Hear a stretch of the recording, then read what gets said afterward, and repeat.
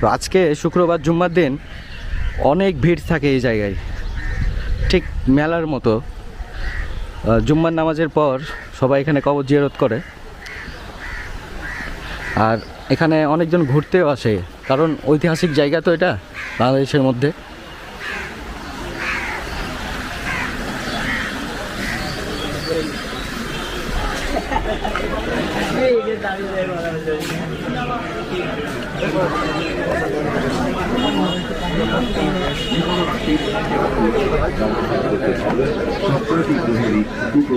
প্রতিরোধ করতে পারে এই আইনটি অস্ত্রঘাতী। আসুন ওটা লক্ষ্য করে মানহানি, সম্মানহানি, মামলার জন্য বন্ধু দোষ